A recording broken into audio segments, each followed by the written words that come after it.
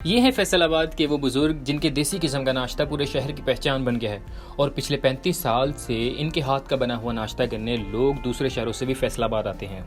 Urdu point की videos देखने के लिए हमारा चैनल सब्सक्राइब कीजिए और बेल के आइकन पर क्लिक कीजिए ताकि आप हमारी तमाम आने वाली वीडियोस से बाखबर रह सकें।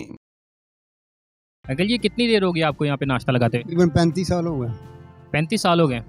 ਤੇ ਇਹ ਸਾਨੂੰ ਦੱਸੋ ਤੁਸੀਂ ਕਿ ਇਹ ਜਿਹੜਾ ਮੱਖਣ ਹੈ ਤੁਹਾਡਾ, ਲੱਸੀ ਹੈ, ਕਿਸ ਤਰ੍ਹਾਂ ਤਿਆਰ ਕਰਦੇ ਅੱਛਾ, ਇਹ ਡੈਰੀ ਤੋਂ ਕਰੀਮ ਲਿਆ ਕੇ ਨਾ ਫਿਰ ਉਹਦਾ ਮੱਖਣ ਬਣਾਈਦਾ।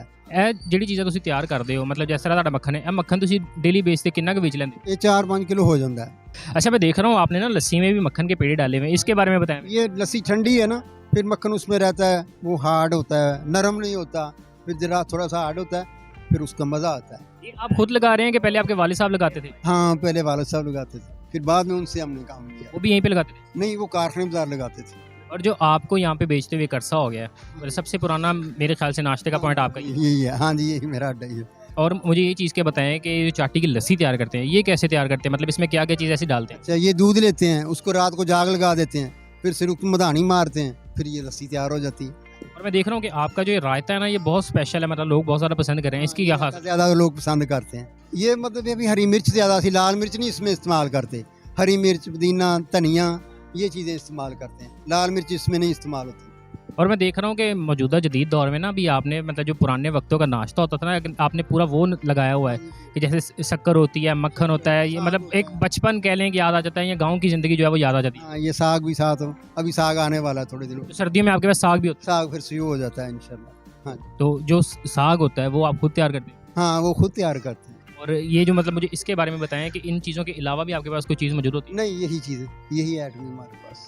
आपका वक्त क्या है यहाँ पे आने का? अच्छा, सुबह 6:30 बजे, और ये बाकी बैठते हैं 9:30 भी हो जाते हैं, 10 भी बज जाते हैं।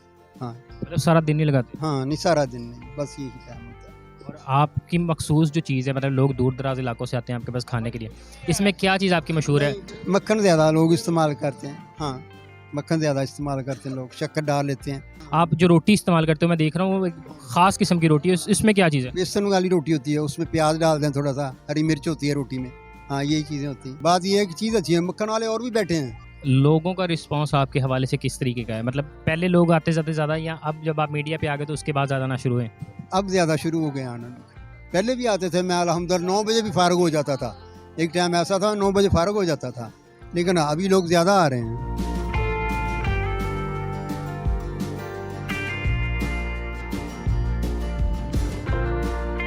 अच्छा, ये आप यहाँ पे नाश्ता कब से कर रहे हैं?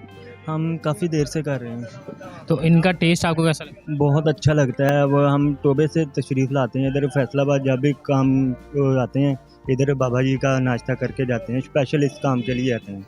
क्या चीज़ इनकी मज़े की लगती है? शक्कर वाला मक्खन ज़्यादा मज़े की लगता है या रायते वाला?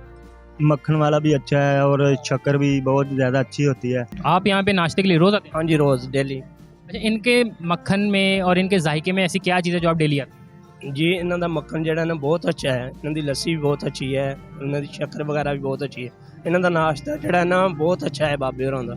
और आप बता रहे थे कि जैसे पहले मैं सुन रहा था कि आप इनको कह रहे थे कि मेरा पेट खराब हो गया बाहर का नाश्ता खा कर करके। मैं 2-3 दिन हो गए नाश्ता नहीं इनसे कर रहा हूँ, आना हूँ लेट आना हूँ, तो तकरीबन जड़ा ना मेरा पेट ना बहुत ख़राब हो गया है, दूसरा बाजार का नाश्ता खाओगे। इनकी चाटी की लस्सी और मक्खन खाने से वो सही हो जाएगा? सही हो जाएगा इंशाल्लाह।